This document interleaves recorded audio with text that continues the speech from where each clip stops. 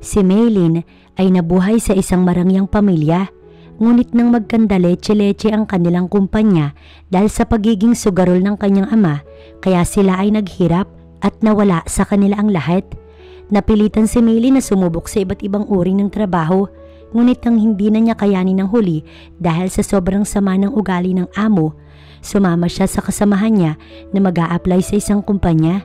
Ngunit hindi niya inaasahan na ang CEO pala o ang boss ng kumpanyang inaplayan ay ang dati niyang nobyo na hiniwalayan niya dahil sa mahirap ito, ngunit ngayon ay mayaman na. Tsaka lang din niya nalaman na isa pala sa mga pinapirmahan ng lalaki ay marriage contract, kaya kasal na agad siya sa CEO.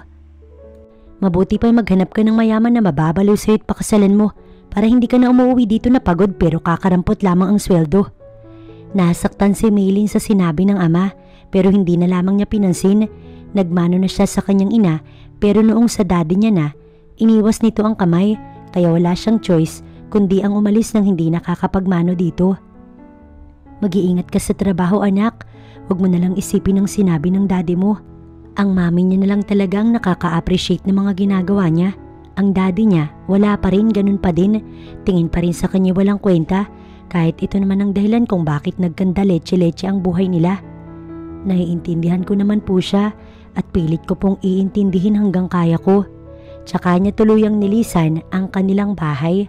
Sumakay ng jeep si Maylin. Kailangan ay maaga siya sa pinagtatrabahuhan na clothing store, kundi ay talaga namang puro sermon ang kanya makukuha. Maylin!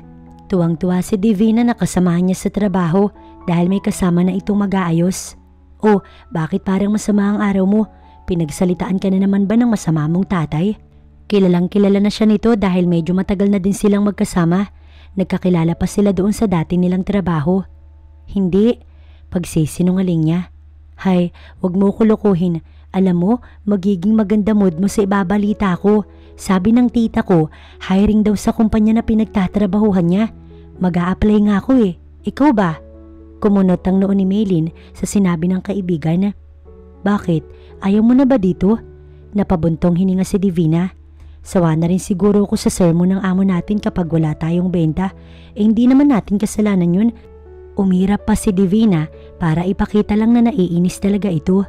Huwag kang magsalita ng ganyan, baka marinig ka, mawalan pa tayo ng trabaho.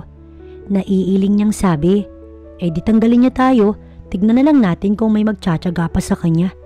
Tumatawa pang sabi ni Divina na hindi alam na nasa likod nito ang amo nila kaya napaiwas na lamang siya ng tingin. Ganun. Ayaw niyo na pala dito. Gusto niyo nang mag-resign? Di umalis kayo. Pagtataboy nito sa kanila, ganun talaga kasama ang ugali nito. Hindi mo kami kailangan na tanggalin dahil magre-resign kami ng kaibigan ko. Pinipigilan niya si Divina sa mga pwede pa nitong sabihin, ngunit ayaw nitong papigil kaya wala na siyang magagawa pa. Tara na bes, dun tayo sa alam ko. Tsaka nila iniwan ng store na yun. Paano na? Wala na tayong trabaho, Divina. Reklamo niya sa kaibigan. Kaya nga pupunta tayo sa sinasabi ko. Ha? Nasabi niya na lamang. Bingi lang, sa ganda mong yan, alam kong matatanggap ka dun. May sasabihin pa sana siya, pero sabi ni Divina ay quiet na lamang daw, kaya ganun ang ginawa ni Maylin, pero hindi niya alam kung bakit noong nasa sasakyan na sila, doble-doble ang kaba niya dahil sa pupuntahan nila. Siguro'y takot lang siyang umuwi at ibalita sa parents niya na wala siyang trabaho, lalo na sa daddy niya. O tara na, baba na tayo. At ito na ang nagbayad ng jeep. Parang dati lang, sila ang may-ari ng kumpanya. Ngayon naman, mag-a-apply siya bilang empleyado. Anong kailangan nyo? Tanong ng isang babae nang sila ay makapasok. Mag-apply kami sa kahit na anong pwedeng posisyon dito. Ang sabi ni Divina habang siya hindi alam kung tama ba ang ginagawa. Okay. Pero sa lahat, CEO ang nag-i-interview. Ayos lang ba sa inyo yun? Ayos lang, di ba Maylin? Ngumiti na lamang siya. Opo, ayos lang. Sabay sabi noon, kaya sinamahan na sila ng babae papunta sa opisina ng CEO. Kumatok muna ang babae at nang may magsabi ng come in, tsaka sila pumasok sa loob. Sir, may mga new applicants po, sabi ng babaeng umalalay sa kanila. Mabilis naman na humarap ang CEO na gano'n na lamang ang gulat niya ng mamukha nito. Ako nang bahala sa kanila. Ganun pa din ang ugali nito, mabait pa din ang pakikitungo sa iba. Yumuko muna ang babae bago sila iwan ng kaibigan niya. Binalot ng kaba si Maylin dahil kung matatanggap sila doon, kilala niya ang boss niya. Good morning po. Masiglang pagbati ni Divina samantalang siya ay walang masabi. Good morning to. So anong maitutulong niyo sa company ko? Bakit ko kayo kailangan na tanggapin? Gamit ang normal na tono ng boses, itinanong iyon ng lalaki sa kanila. Masipag po kami ng kaibigan ko, lalo na po itong si Maylin. Halos lahat po ata ng trabaho na pasukan niya na. Napakasipag. Napatingin sa kanya si Clarkson. Really? Hindi nito makapaniwalang sabi. Yes sir, at maganda din po yung kaibigan ko. Siniko niya si Divina dahil sa sinabi nito. Need ko ng tagadala ng mga papeles kasi nag-resign na yung isa. Madali lang naman ang gagawin at may magtuturo naman sa'yo kung paano. And secretary, I need one. Dahil nag-leave ang sekretary ko, manganganak kasi. Ay sir, ako na po dun sa tagadala. Ang sabi ni Divina. Etong friend ko na lang po yung sekretarya since siya po yung mataas ang pinag-aralan sa amin. Ako po ayos lang po kahit ano. Okay lang ba sa'yo yon, miss? Kung dati ay love ang tawag sa kanya, ngayon ay miss na lamang. Pag-iisipan ko pa po. Aniya, kaya nakatanggap siya ng siko mula kay Divina. Bes, huwag mo nang pag-isipan, tsaka para hindi na rin mainit lagi yung ulo ng tatay mo sa'yo. Napapikit na lamang si Maylin sa sinabi ni Divina dahil narinig iyon ng CEO na ex niya. Pero ano nga bang paki nito sa kanya, diba? Kung walang problema, tanggap na kayong dalawa. Bumalik na lamang kayo bukas. Tumingin sa kanya si Clarkson. Ikaw maiwan ka. May kailangan kang pirmahan bilang sekretary ko. At ikaw miss, ang nag-assist sa iyo kanina ang magbibigay sa iyo. Gamit ang mata, ipinabatid ni Maylin sa kaibigan na wag siya nitong iiwan pero iniwan pa rin talaga siya. Dahil sa sobra siyang kinakabahan, hindi na binasa pa ni Maylin ang kanyang pinirmahan at basta pirma na lamang ang ginawa niya. Ang tagal kong hinintay na mapunta ka dito. Ang sabi sa kanya ng lalaki. Masaya ako para sa'yo, successful ka na. Yun na lamang ang kanyang nasabi at tumalikod na siya dahil hindi na talaga niya makayanan. Sapat na ba para magustuhan ng daddy mo dahil mayaman na ako? Hindi na nasagot pa ni Maylin ang tanong ng ex niyang CEO dahil kailangan niya na talaga makaalis dun bago pa siya sumabog sa sari-saring nararamdaman. Ang lalaking hiniwalayan niya noon dahil ayaw ng daddy niya sapagkat mahirap lamang. Ngayon ay mayaman at magiging boss niya pa. Hoy, kanina ka pa walang imik dyan. May problema ba? Ayaw mo bang magtrabaho dito? Tsaka mabait naman yung CEO. Nang makalabas na sila ng kumpanya, yun ang sinabi sa kanya ni Divina. Wala naman. Sigurado ka ba? Baka kasi magalit ka sa akin dahil pinasok kita sa trabaho na hindi mo gusto. Ngumiti na lamang si Maylin sa kaibigan. Hindi, dapat nga magpasalamat pa ako sa'yo dahil may bago na tayong trabaho. Okay, sabi mo eh, basta hindi ka galit sa akin ha. Dahil naging malino na ang usapan nilang dalawa, sumakay na sila ng jeep para makauwi na dahil bukas pa ang simula ng kanilang trabaho. Nakausap na nga ni Divina kanina ang tiyahin na masaya dahil nakapasok ang pamangkin dun, samantalang siya, hindi alam kung matutuwa ba siya o ano. Paano niya kasi pakikitunguhan ng ex niya? At sa paraan ng pagsasalita ni Clarkson, parang may lihim itong hinanakit. Napabuntong hininga na lamang si Maylin. Naunang bumaba ng jeep si Divina dahil medyo malapit lang ang bahay ng kaibigan niya habang siya may kalayuan. Ang aga mo ata ngayon anak. Gulat na sabi ng kanyang mami. Baka natanggal na naman sa trabaho dahil palpak. Pagsabat ng kanyang daddy.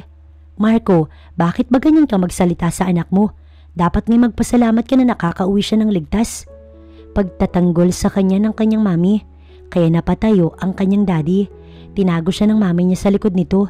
At sumasagot-sagot ka na ngayon ha? Nang nasa harapan na ng mami niya ang kanyang daddy, madiin itong hinawakan ng pisngi ng kanyang ina. Dad, tigilan mo si mami! Sigaw niya sa ama, kaya siya nakatanggap ng sampal mula rito. Binitiwan nga nito ang kanyang ina, ngunit siya naman ang nasaktan. Marco! Hindi makapaniwalang sabi ng kanyang mami, pero ang daddy niya walang pakialam, bastan lamang silang iniwan sa may sala. Anak, ayos ka lang ba? Sanay naman na siyang sinasaktan ng ama, lalo na kung emosyonal. Sa mga salita pa lang nito, nasasaktan na siya at grabe yung dating sa kanya. Sa kwarto na lang po muna ako. Paalam niya rito, batid niyang wala ring magagawa ang mami niya dahil takot ito sa kanyang ama. Kahit na gustong umiyak ni Maylin, hindi na rin naman niya magawa. Siguro'y sanay na rin siya. Siguro ayun na rin ang karma niya sa pakikipaghiwalay niya kay Clarkson nun o sa pananakit niya sa damdamin nito nun. Kahit na alam niyang mahal na mahal siya ng lalaki, nagawa pa rin niyang saktan. "You seem so happy, son." Bigla na lamang binisita si Clarkson ng kanyang daddy. Ang ama niya na kailan lang nagpakita sa kanila ng kanyang ina. Noong gumraduate lang siya ng college at siya agad ang pinamahala sa company nila. Ang tagal din itong ipinaglaban ng pagmamahal nito sa kanyang ina dahil ang ina niya mahirap lamang, kaya nga laking hirap siya at hiniwalayan siya noon ni Maylin. "Masaya talaga pa." Yun na lamang ang kanyang nasabi. Dahil ba sa babae? Napapangiting tanong ng kanyang ama. Hindi siya sumagot pero sobrang obvious naman talaga na babae. "Just make sure na hindi mo mapapabayaan ang company at ipapakilala mo siya sa amin ng mama mo." "Oo naman pa." At lumabas ang nakakalokong ngiti sa kanyang labi. Na late nang alis si Maylin sa bahay. Siguro ay dahil masama ang loob niya ay naging matagal ang tulog niya at inakala naman ng mami niya na wala siyang pasok kaya walang gumising sa kanya. Masama pa rin naman ang loob niya. Hindi pa rin naman nawawala pero wala siyang choice kundi ang patuloy na bumangon at magpatuloy sa buhay. Sa jeep nga'y muntik pa siyang lumagpas. Mabuti na lang at bumalik din siya agad sa katinuan kaya nakababa siya. "Good morning." Bati niya sa guard. Narinig niya na pinagkukwentuhan pa siya ng mga empleyado dahil kabago-bago niya, late agad siya. Hindi naman niya sinasadya yun. Nagmadali na nga siya sa pagpasok sa elevator. Kinakabahan siya. Ano na lang ang sasabihin ng boss niya? "Sorry sir kung late po ako." Yun agad ang sinabi niya kay Clarkson nang makarating siya sa opisina nito. Akala niya nga'y papagalitan siya nito pero inalam nito sa kanya kung ano ba ang nangyari. Nakakahiyaman pong aminin pero tinanghali po ng gising. Pagsasabi niya ng totoo, napatingin ito sa bandang pisngi niya na pilit na lamang niyang itinago. "May ipag-uutos po ba kayo?" "Hindi pa ako nag-aalmusal kaya kung pwede samahan mo ko sa labas." "Sino ba naman po ako para humindi? Empleyado niyo lang ako." Yun ang naging sagot niya sa lalaki. Sabay silang lumabas ng opisina. Nakasunod lang siya sa boss na napahinto sa paglalakad. "Bodyguard ba kita?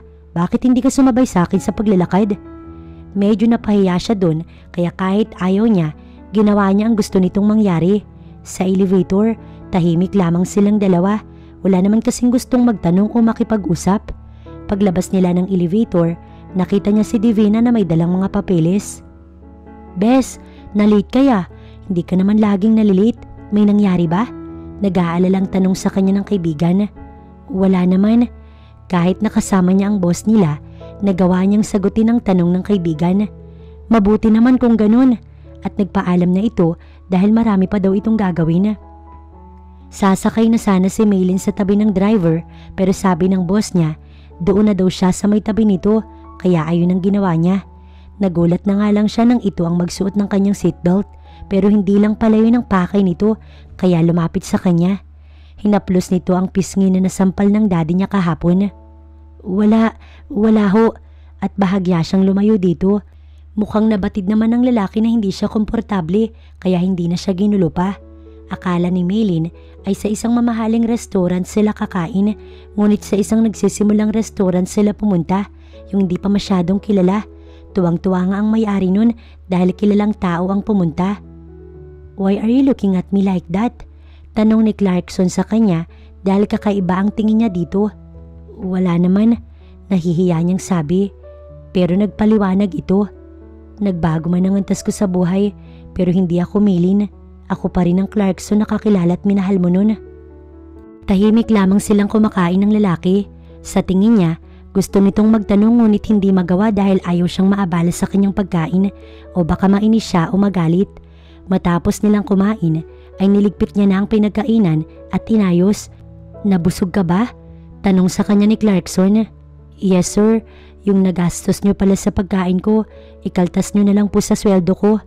Wala siyang nakuhang sagot mula sa lalaki pero paglabas nila ng restaurant ay may bigla na lamang lumapit na mga bata sa kanila at nangihingi ng pera. Naawa naman siya kaya binigyan niya ito ng 50 pesos dahil yun lang talaga ang meron siya. Pero ang boss niya, 1,000 ang binigay sa 2 bata. Puro 1,000 ang laman ng wallet nito. Let's go, may meeting pa ako sa company. Anito nang bigla siyang nawala ng imik, kaya napatango na lamang siya at pumasok na sila sa loob ng sasakyan. Napapaisip siya kung hindi niya ba hiniwalayan si Clarkson nun. Ano kayang klase ng relasyon ang meron sila ngayon? Siguro masaya pa rin silang dalawa, ngunit nangyari na ang dapat mangyari at wala na siyang magagawa pa para magbago ang nakaraan. I just want to ask one question. Napatingin siya sa lalaki dahil sa sinabi nito.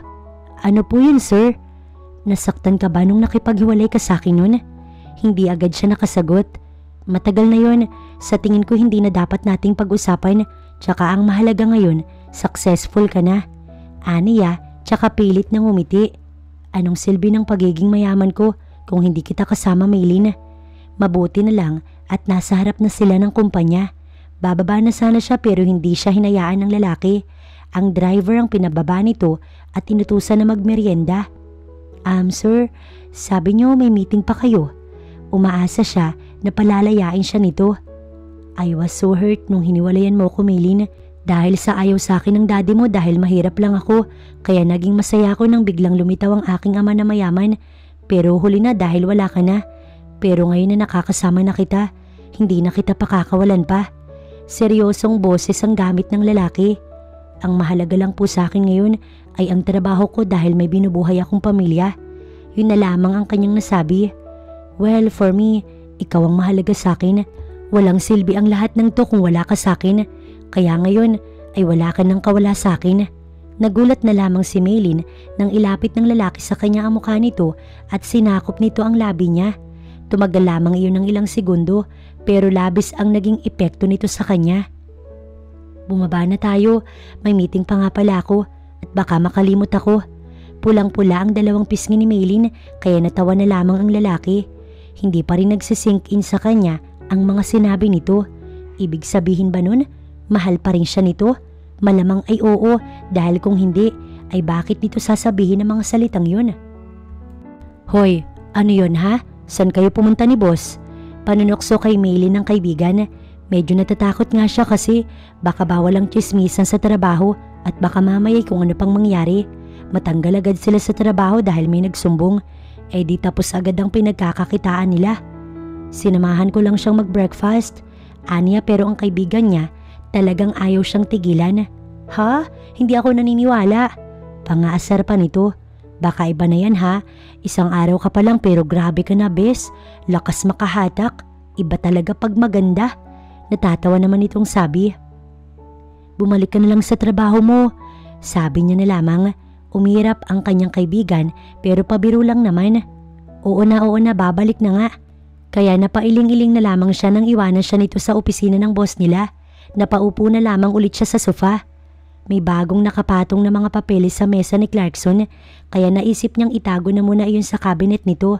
Pero nang bubuksan niya na sana ang cabinet, bigla siya nitong pinigilan. Sorry, itatabi ko lang kasi sana. Nahihiya niyang sabi. Siguro ay dahil pa rin sa ginawa nitong paghalik sa kanya kaya hindi niya magawang tumingin ng maayos dito. No need. Pirma ko lang ang kailangan dito at ibabalik na agad sa HR department.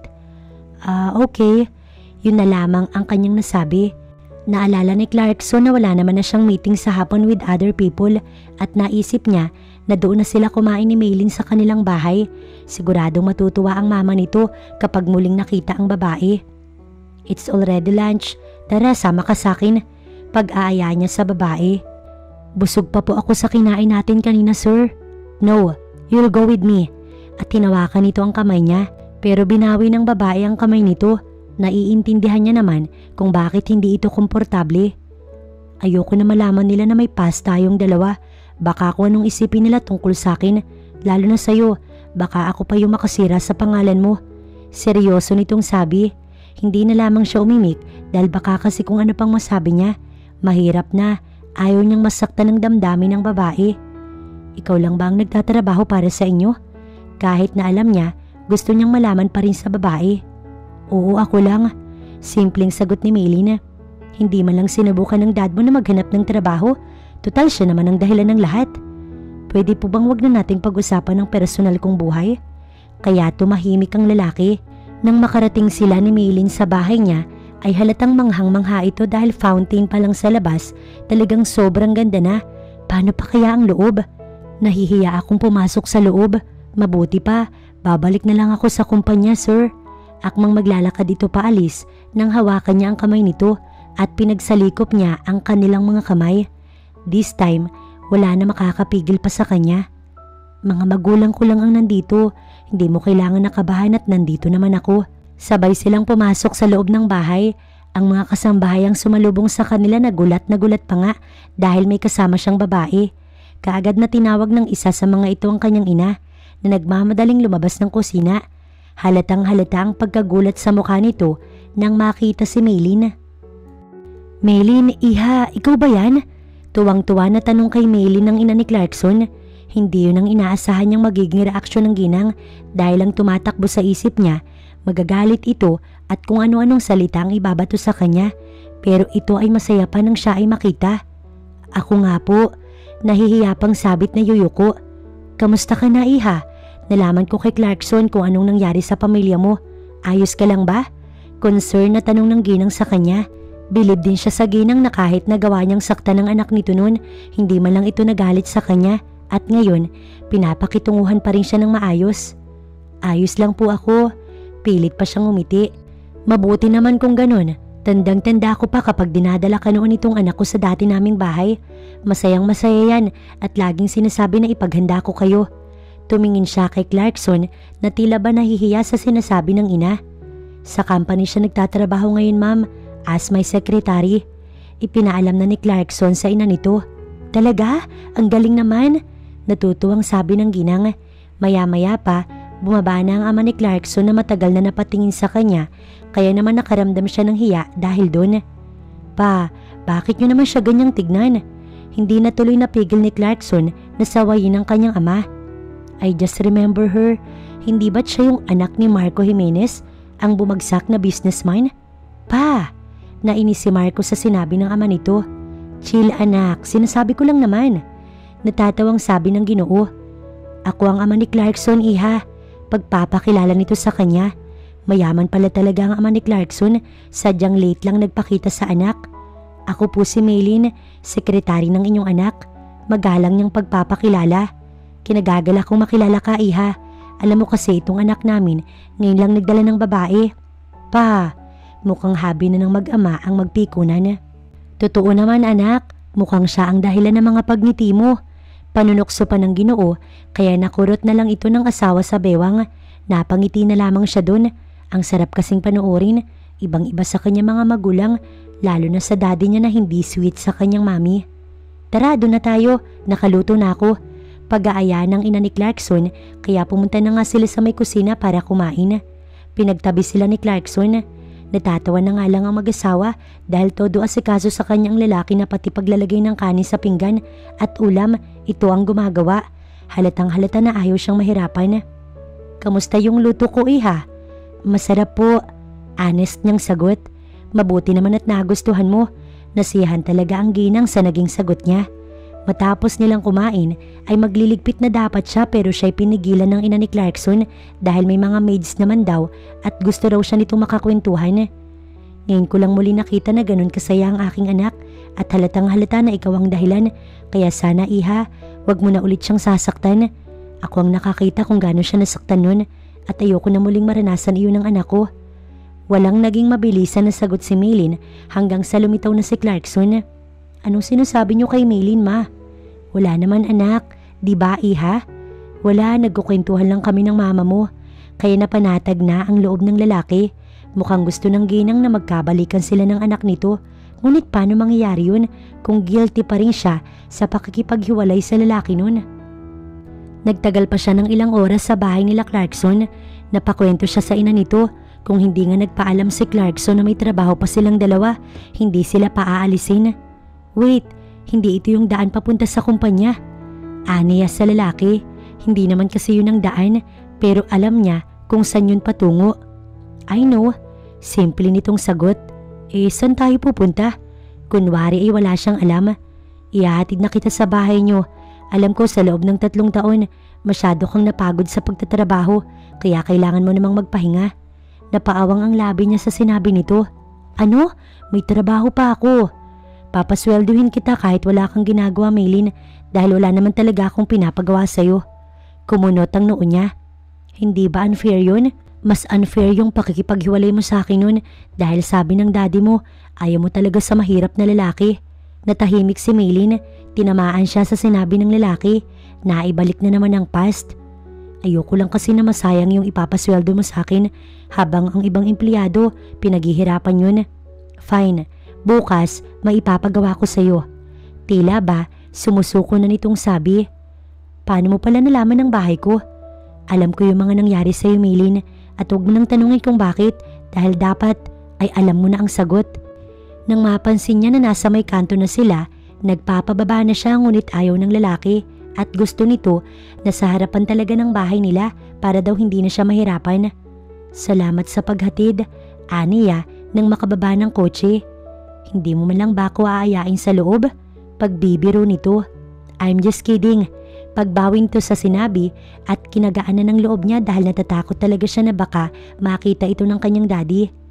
Papasok na nga sana siya nang tawagin siya ng lalaki dahil nasaan daw ang goodbye kiss nito. Lumapit naman siya kay Clarkson at dapat ay sa pisngi lamang nito hahalik pero humarap ang lalaki kaya tumama ang labi niya sa labi nito pero saglit lang naman. Ngingiti-ngiting sumakay ng kotse si Clarkson habang siya pulang-pula ang pisngi. Mukhang ginagawa mo na yung gusto kong mangyari. Yon ang naging bungad sa kanya ng kanyang daddy nang makapasok siya sa loob ng bahay nila. Hindi niya alam pero kanina pinapanood sila nito sa bintana. Mabuti na lang at nakaharang siya kay Clarkson kaya hindi nito nakita ang lalaki. Dad, boss ko po yun. Landiin mo para naman makaahon tayo sa hirap. Sabi ng daddy niya na para bang napakaganda ng ideya nito. Dad, mali ang gusto niyong gawin ko. Paano pa kaya kapag nalaman ng daddy niya na iyon ang lalaki na inutos nitong hiwalayin niya nun dahil mahirap lang? Kapag ako ang nakaisip at makikinabang naman tayong lahat, walang mali at gamitin mo din yung utak mo. Siguro ay narinig ng kanyang ina na may inaasikaso sa kusina ang usapan nilang mag-ama kaya napalabas ito dun. Anak! Masaya nitong sabi. Inis na tinignan sila ng kanyang daddy. Kayong mag-ina, wala na kayong ginawa kundi painitin ang ulo ko. Mga walang kwenta. Basta ang sinabi ko sa'yo, Maylin. At iniwan sila ng daddy niya sa may sala. Ano ba kasing nangyari? Takang tanong ng kanyang mami. Hinatid po kasi ako ng boss ko at nakita po ni dad. Gusto niya nalandiin ko yung boss ko. Kung tutuusin, hindi niya namang kailangang landiin si Clarkson dahil gusto siya nito pero ayaw niyang gamitin ng lalaki. Kumain lang si Maylin ng hapunan. Pagkatapos, dumiretso na siya sa kanyang kwarto. Baka kasi ano naman ang utos ng daddy niya na may kinalaman na naman sa boss niya at baka magtalo lang din silang dalawa. Kahit na masama ang ama niya, nirerespeto niya pa rin ito dahil nga ama niya ito at ayaw niya itong mabastos. Natulog na lamang si Maylin dahil bukas mayroon pa siyang trabaho. Nakakahiya naman kung muli siyang malilit ng gising at malilit ng pasok sa kumpanya na para bang asawa siya ng may-ari o siya ang may-ari nun. Maagang ang nagising si Maylin kinabukasan, ngunit laking gulat niya nang marinig niya na parang may nagkukwentuhan sa labas ng kanyang kwarto. Nag-ayos na muna siya ng sarili bago lumabas ng kanyang silid, kaya ganoon na lamang ang gulat niya nang makita si Clarkson na kausap ang mga magulang niya at ang daddy niya. Napangiti na lang na parang dati ay ayaw nito kay Clarkson. Di mo naman sinabi sa amin anak na si Clarkson pala ang bago mong boss. Bait-baitan na sabi ng kanyang ama. Nakalimutan ko po, nahihiya niyang tugon. Ang mga ganoong detalye, hindi mo dapat nakakalimutan anak. Natatawang sabi ng kanyang daddy. Anak, sinusundo ka pala kaya dapat magbihis ka na. Huwag mo na siyang paghintayin. Dagdag pa ng kanyang daddy. It's okay po, ayoko po na magmadali si Maylin at handa naman po ako maghintay. Medyo nahiya siya kay Clarkson. Kung magtatagal siya ay siguradong matatagalan din ang pakikipag-usap nito sa daddy niya na puro pamamlastik lang ang ginagawa. Dali-daling pumasok si Maylin ng kanyang kwarto at naligo. Inayos niya ng mabuti ang sarili bago muling lumabas. Napakaganda talaga ng aking anak. Tama iho? Tanong ng daddy niya kay Clarkson na napangiti na lamang. Tara sir, Aya niya sa lalaki. Ano ba yan anak? Para naman kayong walang pinagsamahan kung sir ang itatawag mo. Boss ko po siya tay at hindi na kami. May diin na sabi ni Maylin kaya nagpa siya si Clarkson na umalis na sila bago pa magtalo ang mag-ama at talaga namang naiinis na siya sa daddy ni Maylin. Hindi mo naman ako kailangan na puntahan pat sunduin. Anito sa kanya. Mukhang hindi talaga nito nagustuhan ang ginawa niya pero gusto lang naman niya kasing malaman kung ano ang lagay nito. Siguro naman walang masama dun. Why? Dahil sa daddy mo? Hindi ka ba galit sa kanya? Diretsahan na nitong tanong. Galit ako pero anong magagawa ko kung siya yung ama ng babaeng mahal ko? Ang ama mo. Natahimik ang dalaga dahil sa sinabi niya. Ang naging biyahe nila ay naging tahimik. Gusto kitang alisin sa bahay niyo. Gusto kitang alisin doon. Nang nasa tapat na sila ng kumpanya ay sinabi na ni Clarkson ang gusto niyang mangyari habang mahigpit ang hawak niya sa manibela ng sasakyan. Ano bang sinasabi mo? Alam kong may nararamdaman ka pa rin para sa akin pero hindi sapat yun para gawin mo yan. Naguguluhang sabi ng babae. Kaya kong gawin lahat para sa iyo, Maylin. Halatang naguguluhan ng babae pero bago pa ito magtanong ng kung ano, nauna na siyang bumaba ng kotse para ito ay pagbuksan. Ang alam ko lang gusto ko na maging maayos muli ang buhay mo. Dagdag ni Clarkson sa sinabi niya kanina. Parang may ibang meaning ang mga salitang sinasabi ni Clarkson sa kanya. Yun nga lang hindi niya alam kung ano at kung magtatanong siya, hindi niya naman alam kung sasagutin siya ng lalaki at magsasabay ito sa kanya ng totoo. Kaya mabuti pa maging tahimik na lang siya dahil may kamiting naman ng boss niya. Nagpaalam siya kung pwedeng lumabas. Gusto niya kasing makausap si Divina. Hoy, loka ka. Bihira na lang tayo makapag-usap dahil lagi kayo magkasama ng CEO. Napakamot na lamang siya sa ulo dahil sa sinabi ni Divina. Loko talaga ang kaibigan niya. Minsan talaga ito yung nagpapasakit sa ulo ni Maylin. Malamang dahil sekretary niya ako. No. Madaming nagsasabi na baka gusto ka daw ng CEO na sa tingin ko pwede namang totoo dahil ang ganda-ganda mo kaya. Tinapat pa nito ang kamay sa mukha niya. Wag ngang kung ano-ano yung iniisip mo, Divina. Sabi na lamang niya sa kaibigan. Bakit parang guilty ka? Baka gusto mo rin. Gustuhin niya mang sabihin ang dati niyang relasyon kay Clarkson. Hindi po pwede. Baka kasi may ibang makaalam. Hindi naman sa wala siyang tiwala sa kaibigan pero natatakot lang talaga siya. Ewan ko sa'yo, babalik na lang ako sa trabaho ko. Sabi niya na lang dahil sa tingin niya naman may gagawin pa din ito. Bumalik na nga si Maylin sa opisina ni Clarkson. Tapos na ang meeting nito. Pwede ka bang magsabi ng totoo sa akin? Bakit hindi ka komportable na pumunta ako sa bahay niyo? Gawa ng daddy ko. Aniya na parang naiinis. Is he hurting you and your mom? Personal ko yung buhay. I don't care, Maylin. Gusto kong malaman. Tila ba namimilit na ang lalaki? Kahit na anong mangyari, ama ko pa rin siya.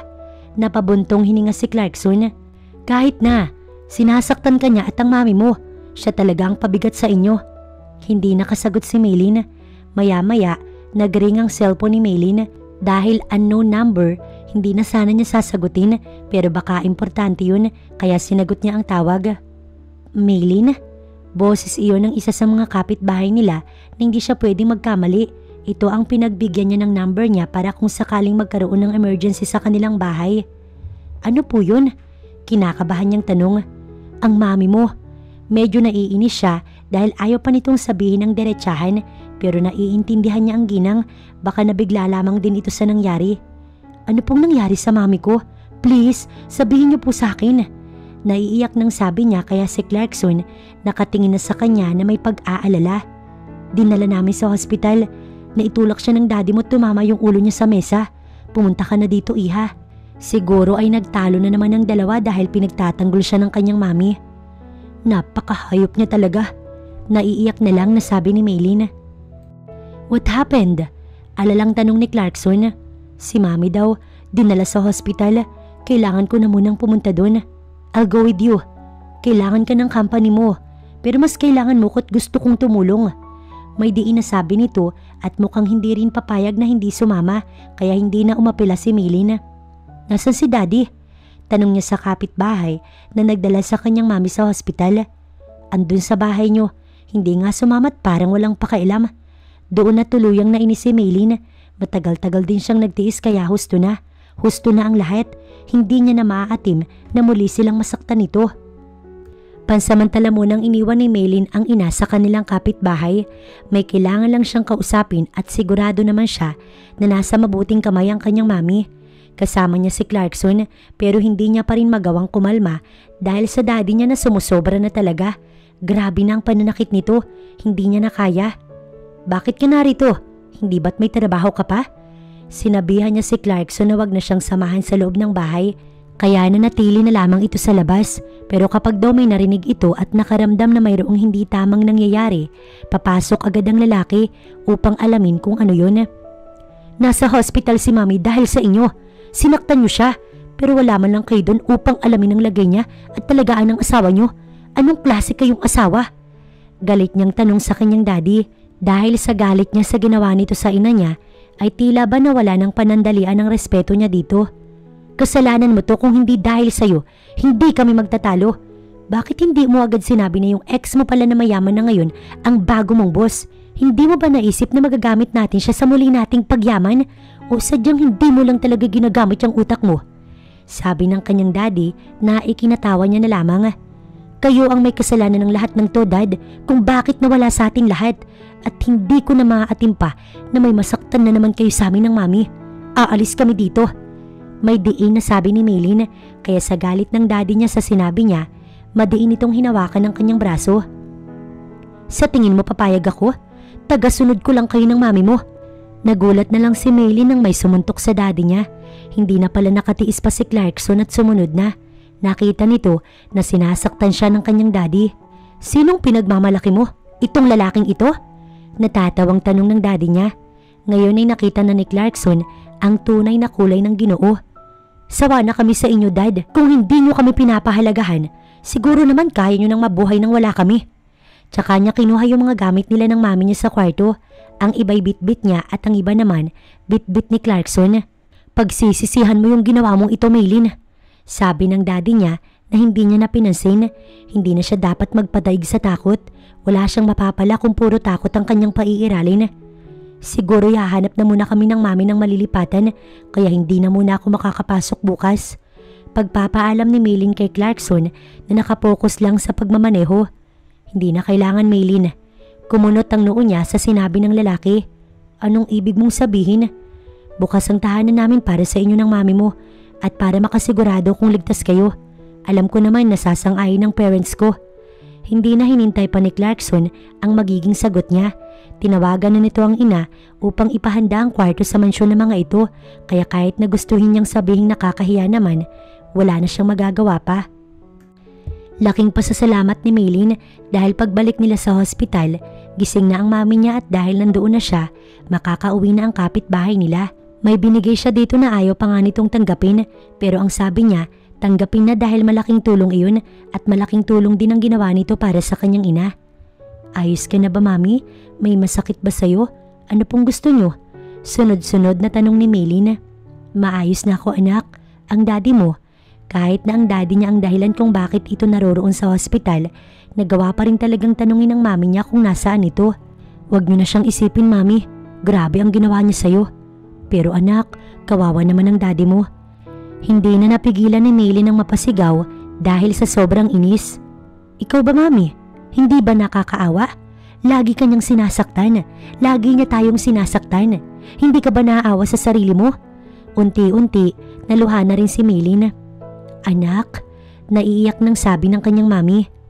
Iiwanan na natin siya, mami. Kinuha ko na yung mga gamit natin sa bahay. Bahala na siya sa buhay niya. Aniya na mas lalong ikinahagulgol ng kanyang ina. Mahal na mahal talaga ng mami niya ang daddy niya na sinasaktan lang sila. Ngunit saan naman tayo tutuloy? Tanong ng kanyang ina. Sa amin po, tita. Welcome na welcome po kayo doon. Magalang na pagsagot ni Clarkson sa kanyang mami. Mabutin lang at pwede agad ilabas ang mami niya. Ayaw na ayaw din kasi nito sa ganoong lugar at ayaw niya rin dahil para sa kanya nakakatakot ang hospital. Huwag po kayo mag-alala sa mga magulang ko, tita. Mababait po sila. Paninigurado ni Clarkson sa mami niya habang nagmamaneho. Alam ko naman yon, iho, dahil napakabuti mo kaya sigurado ko na sa kanila ka nagmana. Kita niya kung paanong napangiti si Clarkson.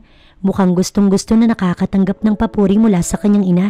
Sa bagay, good shot nga naman yun. Naikwento sa amin ni Clarkson ang nangyari. Ayos lang ba ang mami mo, Maylin? Nang makarating sila sa mansyon ng mga Zapanta, ay iyon ang naging bungad ng ina ni Clarkson. Ayos na ho ako. Ang mami ni Maylin ang sumagot. Grabe naman pala talaga. Bago pa may masabing kung ano ang ina, pinigilan na ito ni Clarkson sa pamamagitan ng pagbubukas ng ibang topic. Ma, nakaayos na po ba ang mga kwarto? Oo anak, minadali ko yung mga katulong. Baka kasi bigla kayong dumating. Pwede na muna kayong magpahinga ng mami mo. Sabi sa kanya ni Clarkson. Kahit si mami na lang muna dahil may trabaho pa ako sa'yo. Ang mami mo na muna yung asikasuhin mo dahil kung tutuusin, hindi mo naman kailangan magtrabaho sa akin. Kahit nakaharap nila ang kanilang mga magulang, wala man lang hiya si Clarkson. Pero tama nga sa ang anak ko, iha. Sabi ng ama ni Clarkson na mukhang alam na at nangingiti na lamang na nakatingin sa anak. Ihahatid na kayo ng maid sa magiging kwarto niyo ng mami mo, iha. Salamat po. At sinamahan na nga si Maylin at ang mami niya ng maid. Sumama na din ang ina ni Clarkson kaya si Clarkson na lang at ang papa nito ang naiwan. So kailan mo sasabihin sa kanya na kasal na kayong dalawa? Oo nga pala, pumunta dito si attorney at sinabi na ayos na ang lahat. Mag-asawa na nga talaga kayo. Masaya si Clarkson na suportado siya ng parents niya, lalo na ng kanyang papa. Sama-sama silang naghapunan ng gabing yun. Welcome na welcome sila sa mansyon ng mga Zapanta at ramdam na ramdam niya yun dahil todo asikaso sila at napakabait talaga ng mga magulang ni Clarkson pagdating sa kanila ng kanyang mami. Iha, alam mo itong anak ko, kahit na naghiwalay na kayong dalawa, hindi ka magawang kalimutan. Kahit nga noong nag-aasikaso na ng kumpanya ng papa niya, hindi pa rin. Pagkukwento ng ina ni Clarkson. Gusto kong ihingi ng tawad ang ginawang paghadlang ng asawa ko sa pag-iibigan ng mga anak natin noon. Hindi sana sila naghiwalay kung hindi dahil sa daddy ni Maylin. Sabi ng kanyang mami. Mami, tapos na po yun. Nahihiyang sabi ni Maylin. Oo nga naman, tapos na yun.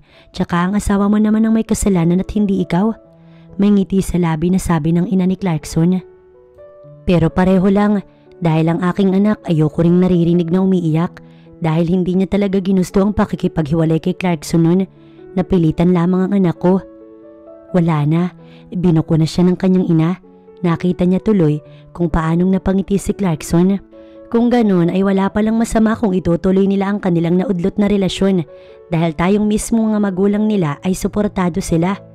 Dagdag pa ng ina ni Clarkson. Ang ama ni Clarkson nakita niyang napapangiti na lamang din. Matapos nilang kumain, nagpaalam siya na ihahatid niya lamang muna ang mami niya sa kwarto. Mahal na mahal ka pa rin talaga niya, anak. Wala mo na yun sa isip ko, mami. Anak, huwag mo nang sayangin pa yung pagmamahal ni Clarkson. Bihira na ang mga katulad niya na mamahalin ka ng ganoon. Matapos masigurado na ayos na ang mami niya, iniwan niya na ito sa silid. Inaantok na din naman daw ito, pero laking gulat niya nga lang dahil paglabas niya, nandoon si Clarkson na mukhang hinihintay siya. Siguro naman, hindi nagsisinungaling ang mami mo at sigurado ko na magpahanggang ngayon, mahal mo pa rin ako, Maylin. Oo, mahal pa kita.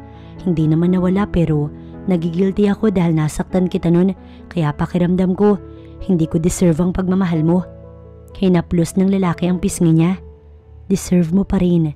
Deserve mo pa rin lahat kahit nang mayroon ako ngayon. Hindi mo ginustong saktan ako nun at naiintindihan ko yun. Bigla na lamang naluha si Maylin. Shh, stop crying. Ayoko na nakikita kang umiiyak. Naalala ko noong nakipaghiwalay ka sa akin, umiiyak ka din. Ikaw kasi, sabi niya na lamang sa lalaki. Anong ako? Natatawa nitong tanong. Napakabuti mo. Niyakap na lamang siya ng lalaki hanggang sa nakarinig sila ng tikhim. Kakabahan na nga sana siya. Akala niya kung sino yun. Yun pala ay ang papa ni Clarkson. Sa bagay, sila-sila lang ang nandoon, pati na ang mga katulong. Ganyan na ganyan din kami ng mama mo noon, anak. Natatawang sabi ng ama ni Clarkson. Pa, matanda na kayo ni mama. Balik naman ni Clarkson. Huwag mo na ulit hiwalayin itong anak ko, iha. Baka umiyak na naman. Mukhang wala talagang may balak na magpatalo sa mag-ama pagdating sa asaran. Sige, iha. Pumunta ka na sa kwarto niyo ng mami mo. Baka kung ano pang mangyari. Dagdag pa ng ama ni Clarkson. Pero bago niya sundin ang utos nito, hinalikan niya muna sa pisngi si Clarkson. Narinig niya pa na tinutokso ni Clarkson ang ama nito. Masasabi ni Maylin na maayos ang pananatili nila ng mami niya sa mansyon ng mga Zapanta dahil doon hindi sila nasasaktan ng walang kwenta niyang ama na palaging sa kanila nakabunto ng galit kahit ito naman ang may kasalanan ng lahat.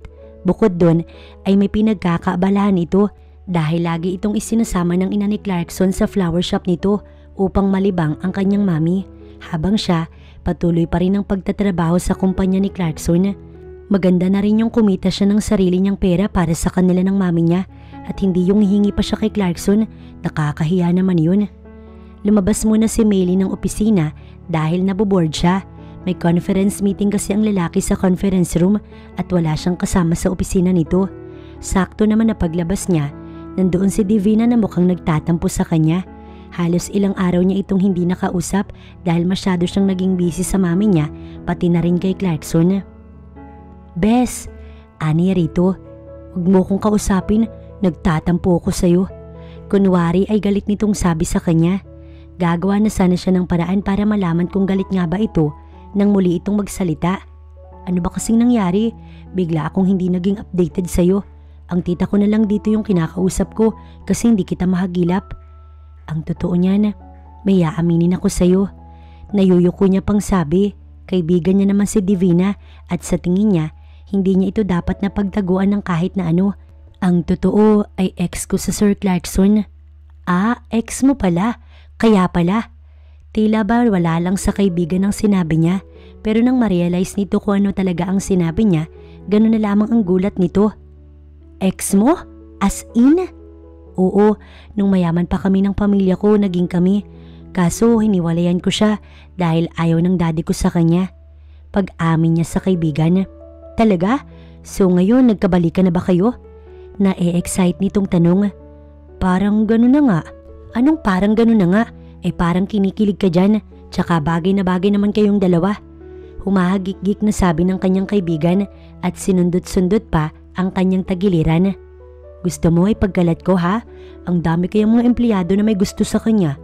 Mga asyomera kahit na obvious naman na ikaw ang gusto. Natawa na lamang siya sa sinabi ng kaibigan. Loka, wag naman. Aniya, kaya napanguso na lamang ito. Ang daddy mo na sinasaktan kayo. Iniwan na namin. Akala niya magugulat ang kaibigan pero pumalakpak pa ito na kulang na nga lang magpa-party dahil sa sobrang kasiyahan. Talaga? The world is healing nga naman. Natutuwa pa nitong sabi. Saan kayo tumutuloy ngayon? Kila Clarkson. Pag-amin niya kaya ilang hampas ng kinikilig na tao ang nakuha niya mula sa kaibigan. Grabe, ang swerte mo nga naman. Proud na proud ako sa'yo. Kaya ikaw ang magbigay sa kanya nito. Ilagay mo na lamang sa cabinet niya. Okay, sabi mo Oo, mamaya tsikahan ulit tayong dalawa ya. Napangiti na lamang siya, tsaka siya bumalik sa opisina ni Clarkson at sinunod ang inutos ng kaibigan. Tuluyan niya na sanang ilalagay ang mga papeles nang may mabasa siyang isang papeles na hindi siya pwedeng magkamali. Marriage contract yun. Pero siya at si Clarkson, may pirma niya at kopya lang yun. Kung ganun, asawa niya na pala ang lalaki nang hindi niya nalalaman. Mukhang naisahan siya nito sa mga pinirmahan niya noon. Kasal na pala siya sa lalaki tapos hindi niya alam. Naabutan niya si Clarkson na hawak ang papel na yun. Kitang-kita ni Maylin ang kaba sa mukha ng lalaki na kung pwede lang itong kunin sa kasalang papel at itago ay gagawin ito. Kasama ba ito doon sa mga pinapirmahan mo? Mahinahon niyang tanong. Alam niyang may dahilan kung bakit ginawa ng lalaki yun at ayaw niyang magalit agad, lalo na ang husgahan ito agad. Ayaw niya ng ganoon. Oo, I'm sorry, I'm just scared. Ayoko na mawala ka na naman sa akin. Ayoko na makawala ka na naman at matapos ang relasyon natin. Yan lang ang naisip ko na paraan. I know it wasn't right dahil hindi mo alam, but I hope you'll forgive me at wag mo kong kamuhian. Sunod-sunod ang mga binitiwang salita ng lalaki. Marahil ay dahil sa takot sa kanya, kaya dahan-dahan siyang naglakad papunta dito at hinaplos ang mukha ni Clarkson. Hindi kita magagawang kamuhian. Oo, medyo galit ako ng konti dahil kung hindi ko pa nakita, hindi ko pa malalaman. Naiintindihan kita. Aniya at nakita ang luhang tumulo mula sa mata ni Clarkson, tsaka siya nito mahigpit na niyakap. I thought you'll be mad at me kaya takot na takot akong sabihin sa'yo kasi paano kung magalit ka sa akin? Pero hindi naman, 'di ba? Ngiti niyang tanong. Hindi na napigilan ng lalaki ang sarili kaya hinagka na naman ang kanyang labi pero saglit lamang. I love you so much, Maylin. Para sa'yo lahat ng to, para maging karapat dapat ako sa'yo. Kahit hindi ka naman mayaman at wala ka sa posisyon mo ngayon, karapat dapat ka pa rin sa akin. Muli silang nagyakapan ni Clarkson nang may bigla na lamang dumating na lalaki na hindi naman kilala. Mukhang businessman, ngunit miski si Clarkson, hindi ito kilala at itsura pa lang, mukha ng masama ang ugali at gagawa ng hindi maganda. By the way, I'm Kadamus Laksamana at gusto kong sabihin sa'yo ang sinabi ng sekretary ng ama mo. Preskong sabi ng lalaki na grabe ang tingin sa kanya. Inutusan tuloy siya ni Clarkson na doon na muna siya sa labas. Hanapin niya si Divina para mag-usap muna silang magkaibigan. Hindi gusto ni Clarkson ang naging bisita niya pero wala siyang choice kundi ang pakitunguhan ito ng maayos kahit hindi naman dapat dahil sa nakikita niya pa lang, hindi ganun trato ang nababagay dito. Gaya ng sinabi ko kanina, nakausap ko na si Marco Jimenez at may mga ilang bagay siyang sinabi sa akin. Tulad ng ano? Lakas loob na tanong niya sa lalaking lakas loob na pumunta sa kanyang company na walang appointment at marahil tinakot ng mga empleyado niya upang makaabot ito doon. Ang anak niyang magiging kabayaran sa mga utang niya noon sa aking ama. Nakaunti lang naman pero humingi pa siya ng pera at napag-usapan lang naman namin ay pakakasal sa akin ng anak niya. Biglang uminit ang ulo ni Clarkson sa kanyang nalaman. Kahit kailan, napakahayop talaga ng ama ni Maylin na kahit hindi na nito kasama ang asawa at anak, nagagawa pa rin ng ganoong bagay. Paano kung ayoko? Tumawa ang lalaki. Wala akong pakailam. Ang kailangan ko ay ang sekretarya mo dahil akin siya. Nagkakamali ka dahil hindi ko lang siya sekretarya. She's already my wife. Buong pagmamalaking sabi ni Clarkson na ikinaawang ng labi ng kausap. Hindi yan totoo. Kailangan ko yung babaeng yun bilang kabayaran ng utang ng ama niya. Galit na sabi ni Kadamus. Sorry, but she's already my wife. Hindi lang siya basta-basta babae na pwede mong angkinin dahil asawa ko na siya. Nangaasar pang sabi ni Clarkson sa lalaking kausap na inis na nilisan ng kanyang opisina. Kahit kailan talaga, napakasama ng ama ni Maylin na pati sariling anak magagawang ibayad sa utang at pagkakitaan. Walang kasing samang ama. Bago pa bumalik si Maylin sa opisina niya, ikinalmang niya ang sarili. Ayaw niyang mag-isip ang babae at mamroblema. Ano yung sinabi ni Daddy sa kanya? Yun agad ang naging tanong ng babae nang ito ay makabalik. Wala naman, pagsisinungaling niya kay Maylin. Yung totoo, anong sinabi ni Dad? Huwag ka namang magsinungaling sa akin. Sa itsura pa lang ng lalaking yun, mukhang iba na ang hangarin. Huminga muna ng malalim si Clarkson bago sinabi ang totoo sa babae. Kahit na gusto niyang itago dito ang lahat ay kailangan niyang sabihin dahil karapatan nitong malaman yun. May utang ang daddy mo sa ama ng lalaking yun at ikaw ang pinambayad ng daddy mo. Gusto niya na makasal kayong dalawa, which I never let to happen. Napakasama niya talaga. Napasigaw na lamang si Maylin dahil sa sobrang galit sa kanyang daddy. Don't be too stressed. Remember, kasal ka na sa akin kaya hindi ka na pwede sa kanya at hindi ko rin naman nahayaan na mapunta ka sa lalaking yun. Sa isang iglap ay nasa harap na siya ni Maylin. Niyakap niya ito upang makadama ng kapanatagan ng dalaga. May ipapakiusap lang sana ako. Ano yun? Huwag na sana itong makarating kay Mami. Ayoko na mag-alala siya.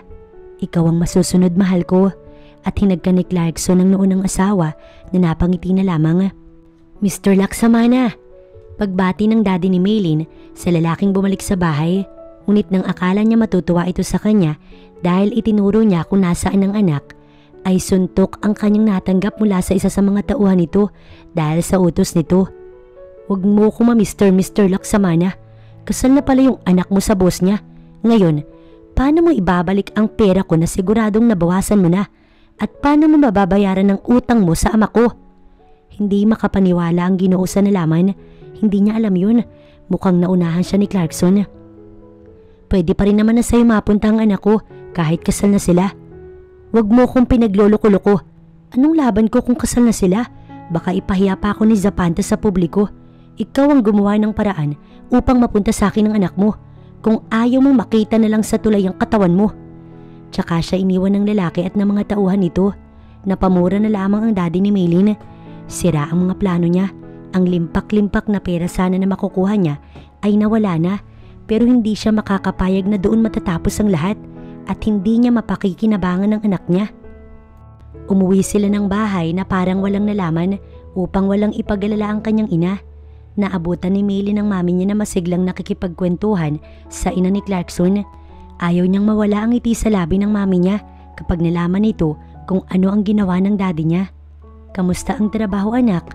"Ayos lang po, mami," aniya at humalik sa pisngi ng ina. "Oo nga pala, iha. Nasabi na ba ng anak ko sa iyo ang pupuntahan nating event?" "Wala pa po siyang nababanggit sa akin," ang sabi ni Maylin sa ginang. "Sasabihin ko pa lang, ma. Kakapasok lang ni Clarkson sa loob ng mansyon. May mga dadating dito, iha, upang sukatan tayo.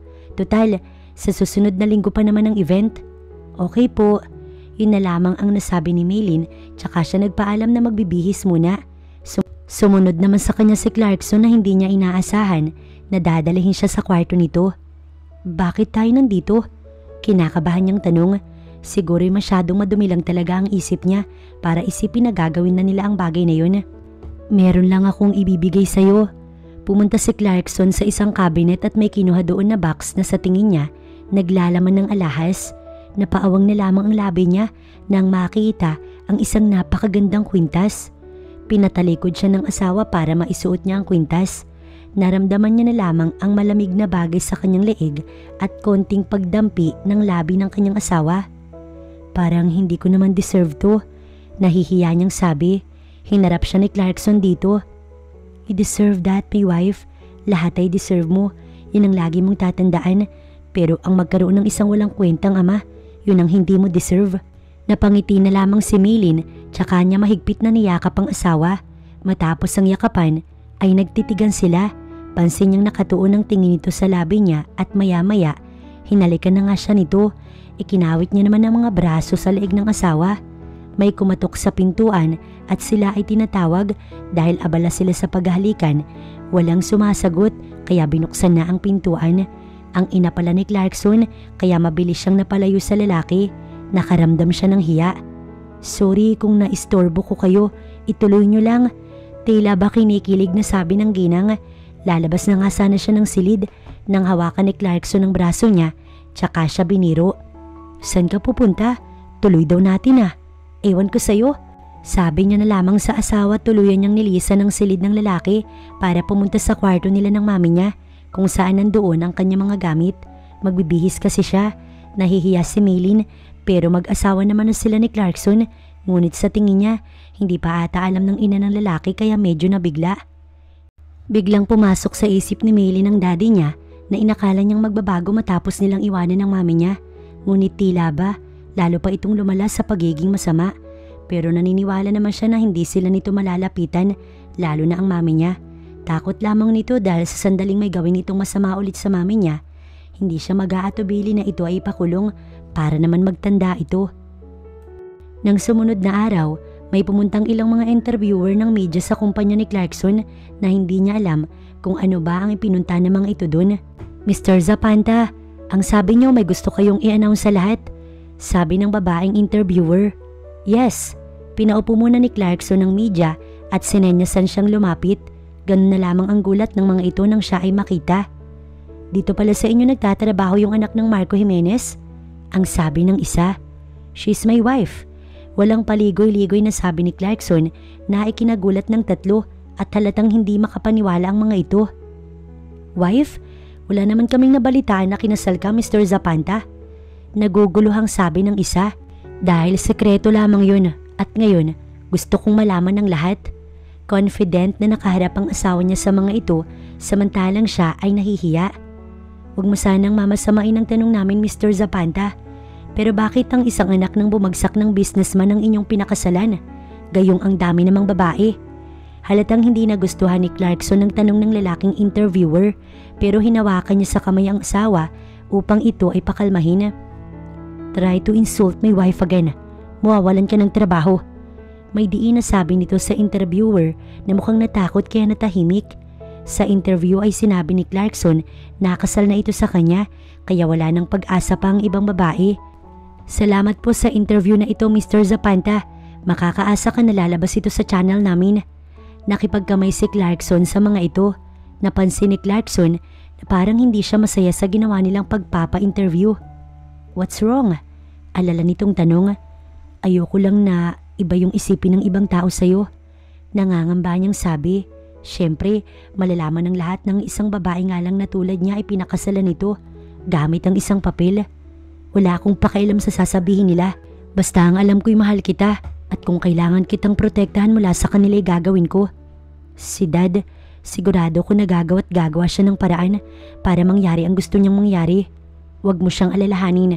Wala siyang magagawa, lalo na ang kadamos na yun. Nandito ko, wife. Trust me. At hinalikan pa nito ang likod ng kanyang palad. Hindi ka ba natatakot sa kadamos na yun? Paano na lang kung agawin niya ako sa'yo dahil sa usapan nila ni Daddy? Tanong niya sa lalaki. Hindi. Bakit naman ako matatakot sa lalaking yun? Sa akin ka kasal at isa pa ako yung mahal mo. Walang magagawa yung daddy mo dahil kasal na tayo. Mabuti na lamang talaga't advance akong mag-isip. Proud na sabi ni Clarkson. Mabuti na lang talaga dahil wala akong ibang gustong pakasalan kundi ikaw lang. Pansin niya na namula ang lalaki kaya inasar ni Maylin ang asawa. Alam mo naman na pagdating sa'yo'y mahina ako. Kinikilig na akong kinikilig pero yun ang totoo. Ganun ang epekto mo sa akin. Napangiti na lamang si Maylin. Napaka-vocal talaga nito pagdating sa feelings sa kanya.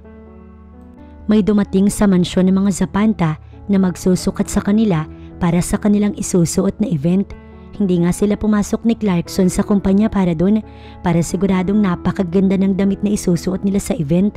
Habang sinusukatan siya, nakatingin lamang sa kanyang asawa na tila ba inaalam nito ang bawat ginagawa sa kanya.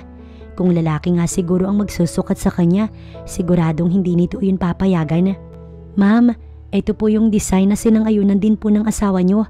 Ipinakita kay Maylin ang damit na kanyang susuotin.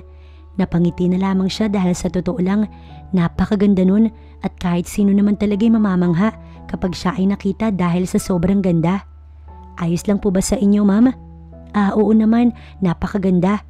Matapos ang isinagawang gawain, umalis na rin ang mga bisita kaya sila na lamang ang naiwan. Napakaganda ng kay Maylin. Hindi ka ba natatakot anak na baka pagtinginan ng mga tao yung asawa mo? Tanong ng ginang sa anak. Ang naging sagot ni Clarkson ay hindi niya inaasahan. Gusto ko ay ang napakaganda pagdating sa aking asawa. Kumunot ang noo ng dalawang ginang habang ang papa ni Clarkson ay natatawa lamang. Anong asawa? Sabi pa ng ina ni Clarkson na naguguluhan ng tono ng boses. Mag-asawa na po kaming dalawa. Siya na ang umamin. Ano? Nagpakasal kayo nang hindi namin nalalaman? Sa mga oras na yun, hindi na magawa pang kumalma ng ginang. Ma, mag-e-explain ako. Talagang mag-e-explain ka dahil hindi namin gusto na naikasal na pala ang mga anak namin nang hindi namin nalalaman. Pagtataray ng ina ni Clarkson habang ang asawa nito natatawa lamang sa isang tabi. Hindi alam ni Maylin na marriage contract na pala yung pinapirmahan ko sa kanya. Akala niya basta ano lang kaya naman pinirmahan niya agad. Ayun, kasal na kami at nakaregister na yun. Advance talagang mag-isip ang anak mo. Natatawang ani ng ama ni Clarkson kaya nakatanggap ito ng sermon mula sa asawa.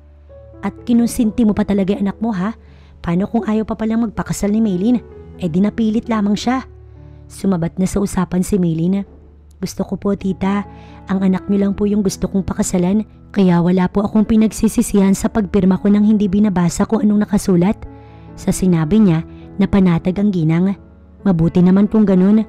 Tumingin si Maylin sa mami niya na naiiyak na. Hindi ito makapaniwala na ang kaisa-isa nitong anak ay kasal na. Kasal na sa lalaking mahal nito. Kasal na siya sa lalaking mahal niya at mahal na mahal siya. Masaya ako para sa iyo anak. Kayo pa rin ni Clarkson sa huli at ngayon yung ipagpatuloy ang naputol ninyong pag-iibigan. Nandito lang kami ng mga magulang nyo na nakasuporta sa inyo. Kung alam lang ito ng daddy. Ma'am, wag na natin siyang isali sa usapan. Mukhang naintindihan naman siya ng mami niya kaya niyakap na lamang siya nito. Kung malalaman lang siguro ng mami niya ang ginawa ng daddy niya, siguro labis nitong kagagalitan ng walang kwentang asawa. Gaya ng kasalukuyan pa rin niyang nararamdaman. Gusto niya sana magbago yung ama, ngunit malabo yun na mangyari dahil masyado na itong sugapa at pera lamang ang naiisip. Pera na gagawin nito ang lahat upang makamtan yun. Suot ni Maylin ang isang napakagandang damit para sa event. Ang kulay nun ay bagay na bagay sa kanya at tila ba para sa kanya talaga ginawa ang damit. Well, sa kanya naman talaga na parang sa kanya lang din iyon nababagay. Napakaganda mo anak. Papuri ng kanyang ina kaya napangiti na lamang si Maylin. You look so gorgeous. Sabi naman sa kanya ng asawa kaya natawa na lamang siya. In English mo lang yung sinabi ni Mami. Bago pa mapahaba ang usapan, umalis na sila sa mansyon ng mga Zapanta. Habang nasa biyahe, kinakabahan si Maylin. Paano na lang kung husgahan sila ng mami niya ng mga tao sa event? Paano kung pagsalitaan sila ng masama? Dating mayaman na naghirap, tapos ngayon may asawa ng mayaman. Palagi niya lamang iniisip ang isipin ng ibang tao kahit hindi naman dapat. Something bothering you? Hawak-hawak ng asawang isang kamay niya at pinisil-pisil yun. Wala naman, ani at ngumiti. Ang mami niya ay panayang pakikipagkwentuhan sa ina ni Clarkson habang ang ama ni Clarkson nakikinig lang sa dalawa at sila ng asawa ay pasimpleng naglalambingan. Nang makarating sila sa may hotel kung saan gaganapin ang okasyon, naunang bumaba si Clarkson at ang ama nito upang alalayan sila. Napaka-gentleman naman talaga ng mga ito. Nakakapit siya sa balikat ng lalaki nang pumasok sila sa loob ng isang kilalang hotel. Marami mga tao doon at halatang mga kilala. Kung hindi siya nagkakamali, yung iba'y nakita niya na noon. Mabilis na napunta ang atensyon ng mga ito sa kanila. Ang iba'y nagbulungan kaya kinakabahan siya dahil sure siya na sila ang pinag-uusapan. Don't mind them, ang sabi sa kanya ng asawa.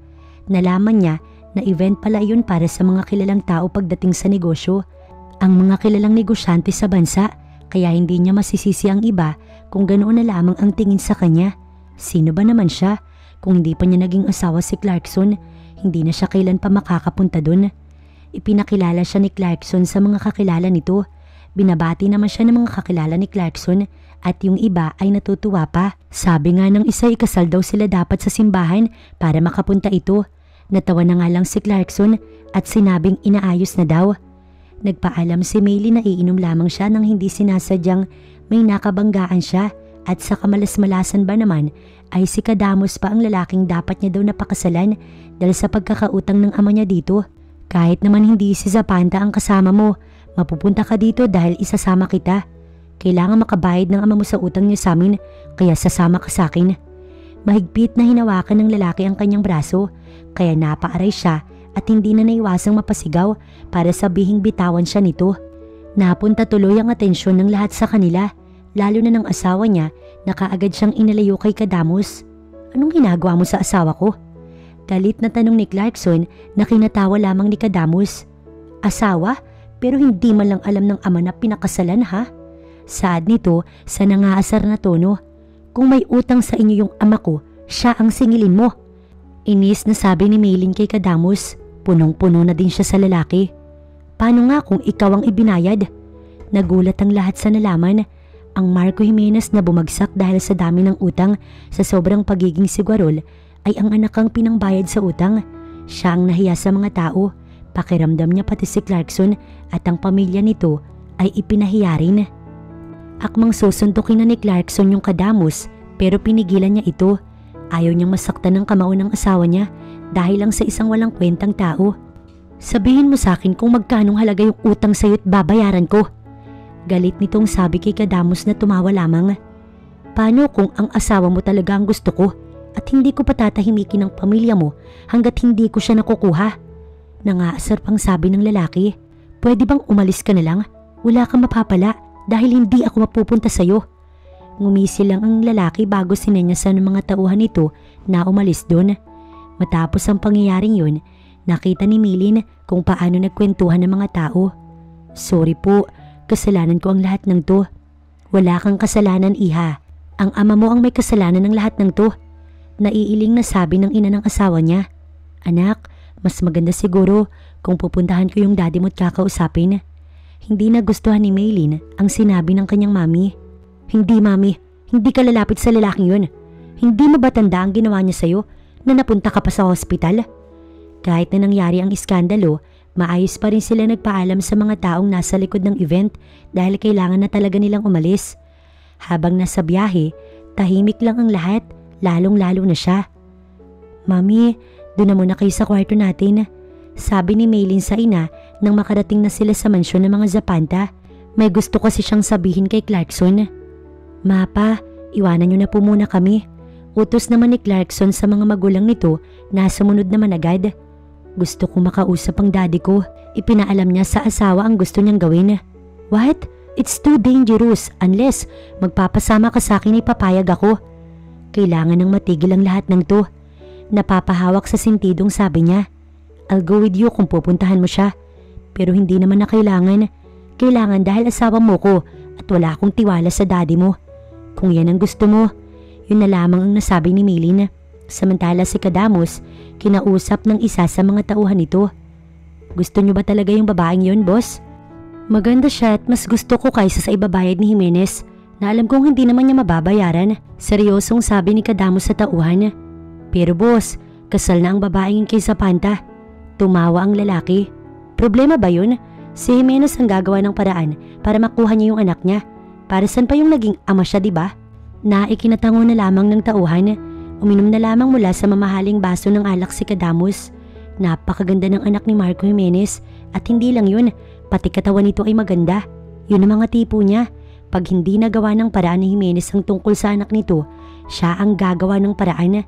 Habang ang daddy ni Maylin, iniisip kung paano nito makukuha ang kaibigan ng anak na maaari niyang gamitin laban sa anak niya. Mahal na mahal ni Maylin ang kaibigan nitong si Divina at sa tingin niya, magagamit niya ito sa anak dahil ang asawa niya hindi naman niya malalapitan sapagkat nasa mansyon ito ng mga Zapanta.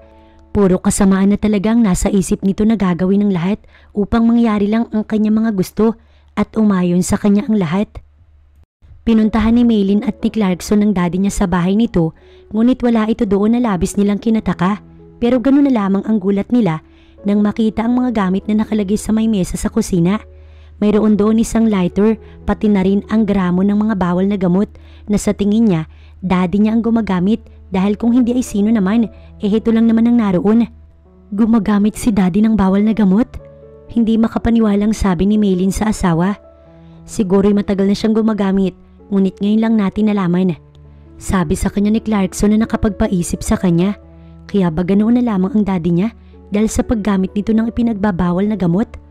Mabuti pa, magsumbong na tayo sa pulis nang makulong siya. Aniya sa asawa. Sigurado ka? Naninigurado nitong tanong.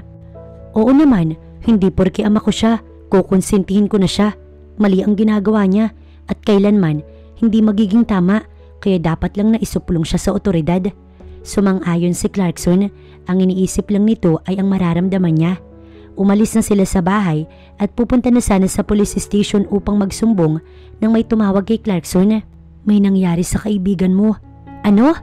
Ngunit hindi agad sinabi ni Clarkson sa asawa. Mas maganda kung si Divina ang magsasabi dito. Pagpunta nila sa kumpanya, nakita nila si Divina na umiiyak at inaalo ng ilang mga empleyado. Pinapatahan ng kaibigan niya. Bes, anong nangyari? Tanong niya sa kaibigan na imbis na sagutin ang tanong niya, tumakbo papunta sa kanya at mahigpit siyang niyakap. Ano bang nangyari? Pati si Maylin ay naiiyak na din. Kanina, may tumigil na sasakyan nung lumabas ako ng kumpanya para bumili lang sana sa kabilang kalsada. Gusto nila akong kunin. Mabuti na lang ay nakatakas ako. Pagkukwento ng kaibigan. I'm sorry kung wala kami dito kanina. Humihikbi ang kanyang kaibigan bago itinuloy ang pagkukwento. Mga nakamaskara sila pero isa lang ang hindi at yun ang daddy mo. Kung ganun kaya pala wala ang daddy niya sa bahay. Pero sino naman kaya ang may padala ng ibang tao na kasama nito? Walang pera ang daddy niya kaya hindi ito makakakuha ng mga tauhan. Ang mahalaga ay hindi kanila nakuha. Huwag kang mag-alala, ipapahuli na namin si dad. Hinahaplos ni Maylin ang likod ng kaibigan upang ito ay patuloy na pakalmahin. Baka gagamitin nila ako para makuha ka kasi hindi naman sila makalapit sa mami mo. Napaisip si Maylin sa talino ng daddy niya. Pwede nga nitong gawin yun. Sumabat na sa usapan ng tita ng kaibigan niya. Sa tingin ko, iha, dapat nang makulong ang daddy mo upang hindi na siya makaperwisyo ng kung sino pa at malaman kung sino ang kasabwat niya. Opo, kahit ama ko po siya, wala akong balak na konsintihin siya. Lalo't ako mismong anak niya, binayad niya sa kanyang pagkakautang. May diing sabi ni Maylin. Matapos makipag-usap kay Divina, napagpasyahan ng tiyahin nito na iuwi muna ang pamangkin. Siya na lang ang magpapaliwanag kay Clarkson na bigla na lamang pumunta sa may opisina nito dahil meron daw kakausapin. Sinong kinausap mo? Pag-uusisa niya sa asawa. Tungkol sa daddy mo. Ano pang tungkol sa daddy ko? Kunot noong tanong ni Maylin. Hindi lang pera yung utang ng daddy mo sa ama ni Kadamus, kundi pati halaga ng illegal na droga. Na-addict sa illegal na gamot yung daddy mo noon, kaya napabayaan niya yung company ninyo, Maylin. Yun pala ang dahilan kung bakit naging ganun ang daddy niya. Na noon ay strict lang ito pero biglang nagbago at naging masama na talaga dahil sa bawal na gamot. Kung mapupunta pala siya kay Kadamus, ay anong klaseng buhay ang kanyang dadanasin kung ito ay may pamilya na ang negosyo'y pagtitinda at paggawa ng bawal na gamot? Mas gugustuhin ko pa na mahuli ng pulis si daddy kaysa naman habang buhay siyang maging drug addict. Aniya sa asawa na niyakap na lamang siya bago nila napagpasyahan na tumungo na sa pulis siya at isuplong ang sarili niyang ama. Kasama nila ni Maylin ng mga pulis nang bumalik sila sa bahay kung nasaan nandoon ang kanyang daddy. Mukha nga itong nagwala dahil sa sobrang gulo ng bahay pero hindi iyon ang kanilang napansin dahil naaktuhan nila ito na gumagamit ng ipinagbabawal na gamot. Manlalaban pa sana ito pero wala nang nagawa pa ng pusasan ng mga pulis. Wala kayong warrant of arrest. Mali ang ginagawa ninyo. Pagwawala nito pero sapat na ang ebidensya na nakita ng mga ito. Galit na tumingin sa kanya ang daddy niya. Ikaw, napakawalang kwenta mong anak. Isinuplong mo yung sarili mong ama. Anong klase kang anak? Galit na galit nitong sigaw kaya naiyak na lamang si Maylin. Daddy, mali yung ginagawa ninyo. Dahil dito, sinira niyo yung pamilya natin. Nawala lahat sa atin dahil sa paggamit nyo ng bawal na gamot. Dad naman. Patuloy ang pagpatak ng mga luha ni Maylin. Hindi ko maintindihan kung bakit nyo kailangan gawin lahat ng to. Pati ako nagawa ninyong ibayad nyo sa pagkakautang dahil sa bawal na gamot. Mas mahalaga ba yan kaysa sa akin? Kaysa sa amin ni Mami? Dad, mas gugustuhin ko pa na makita ka sa kulungan kaysa naman ang hindi kita makitang magbago. Hanggang ngayon, ipinakita mo sa akin kung gaano kakawalang kwentang anak. Ang mga salitang yun pa ang natanggap ni Maylin mula sa kanyang daddy, kaya niyakap na lamang siya ng asawa upang i-comfort. Ang daddy niya dadalhin na sa presinto. Ma'am, alam niyo ba kung sino ang pwedeng nagsusupply sa daddy niyo? Tanong sa kanya ng pulis. Maaaring ang pinagkakautangan niya din nun dahil sa bawal na gamot, ang ama ni Kadamus Laksamana. Sigurado ba kayo dyan, ma'am? Tumango siya kaya nagpaalam na ang mga pulis at si Clarkson naman ay sinabing may mga ipapadala daw ang mga ito ng mga ebidensya. Sa kabilang banda, napamura si Kadamus dahil ibinalita ang pagkakahuli kay Marco Jimenez na kakahiram lang sa mga tauhan niya para sa babaeng kukunin daw nito para mapunta sa kanya ang anak nito pero walang nangyari. Tapos ngayon ay nahuli ito. Paano na lamang kapag kumanta ito na siya ang nagbibigay ng bawal na gamot? Siguradong pati sila makukulong at ang negosyo nila mabubulilyaso. Anong gusto mong gawin ko, boss? Tanong ng isa sa mga tauhan nito. Ipatumba mo na. Tutal wala namang silbi. Hindi ko rin makukuha yung anak niya. Baka kumanta pa. Anito sa tauhan, alam kasi nila kung saang presinto ito dinala. Nakakulong na si daddy, mami. Yun ang sinabi ni Maylin sa kanyang mami. Gusto ko makausap ang daddy mo, anak. Nakakulong na siya kaya hindi niya na ako masasaktan. Mami, bukas na lang. Huwag mo na ngayon dahil sobrang galit siya sa ginawa ko, kaya pati sa'yo na rin. Niyakap na lamang ni Maylin ang kanyang mami habang ang daddy niya nakakulong at may nagbabanta na sa buhay nito sa loob ng kulungan na hindi nito alam. Nagulat ang pulis nang bigla na lamang sumigaw si Marco Jimenez kaya dali-dali nilang pinuntahan ang selda nito.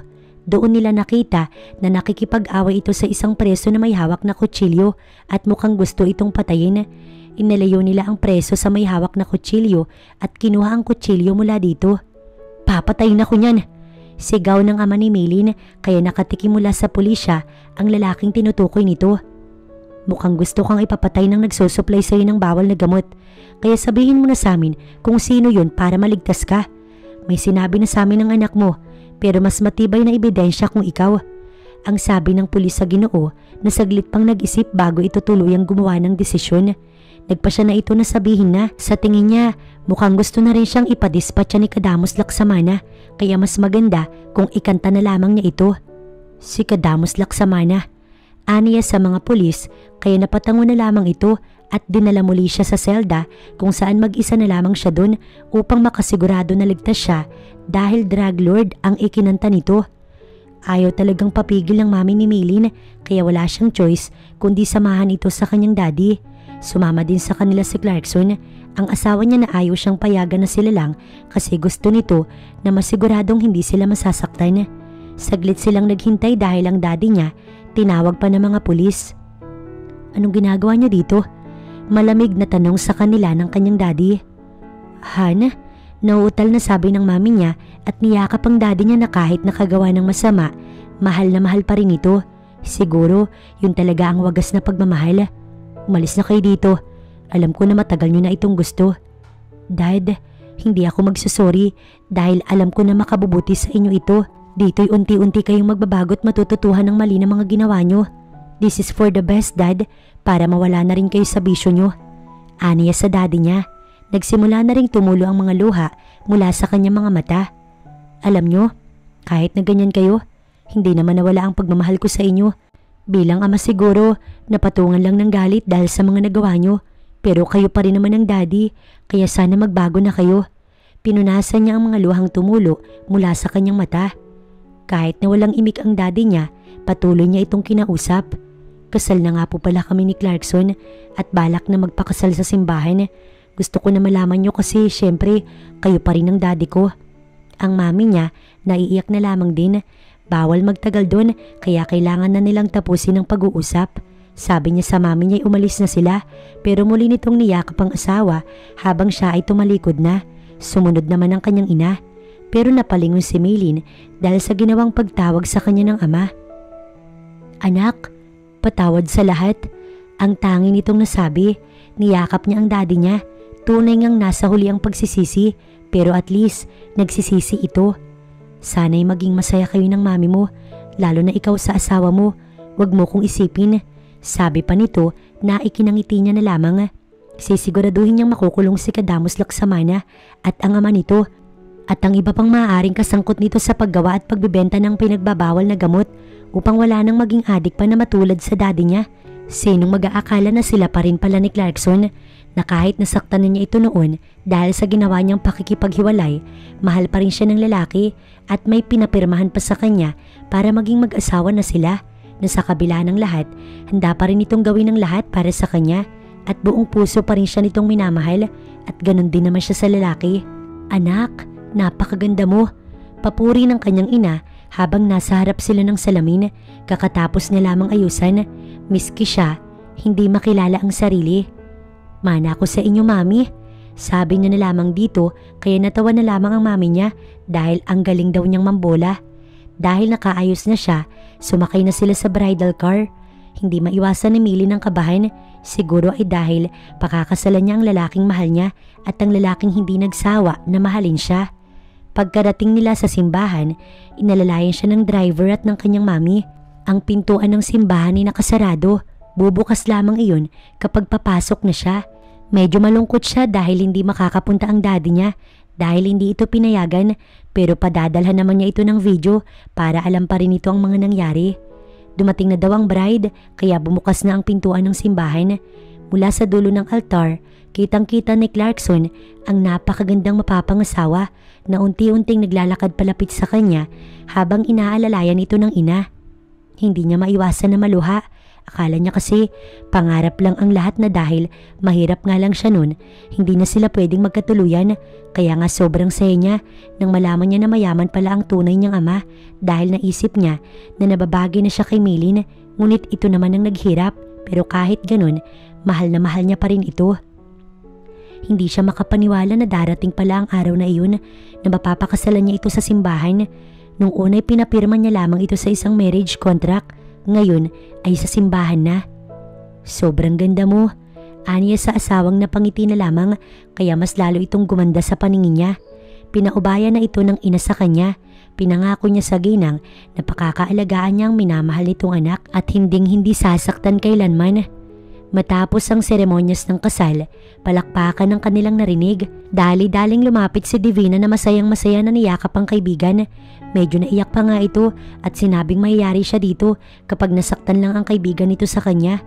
Kinongratulate sila ng mga magulang niya na proud sa kanya dahil isang babae lang talaga ang kanyang pinakaminahal at wala nang iba pa. Bes, kita mo, kung hindi pa kita niyaya dito, hindi kayo magkikita ulit. Natawa na lamang si Maylin sa sinabi ng kaibigan. Kahit hindi naman sa trabaho, alam niyang pagtatagpuin talaga ang landas nila ni Clarkson dahil iyon ang nakatadhana at sila talaga ang para sa isa't isa. 2 buwan matapos ang kanilang kasal, napag-alaman na nila na buntis na siya kaya sobrang saya ng kanyang asawa, maging ang mga magulang nila, pati na rin ang daddy niya na unti-unti nang nagbabago't nakakalimutan na ang paggamit ng bawal na gamot. Kada nga bibisita siya'y panay ang hingi nito ng tawad, hindi lang sa kanya, pati na rin sa mami niya at sa kanyang asawa. Gusto ko na maging kamukha mo yung anak natin, aniya sa asawa. Gusto ko na kamukha mo, sabi niya naman. Kamukha na lang nating dalawa, kumbaga hati, para wala na silang away. Naniniwala si Maylin na wala na makakasira pa sa kanilang dalawa ni Clarkson. Walang tao o antas ng buhay dahil pinag-isa na sila ng pagmamahal nila sa isa't isa at magkakaanak na.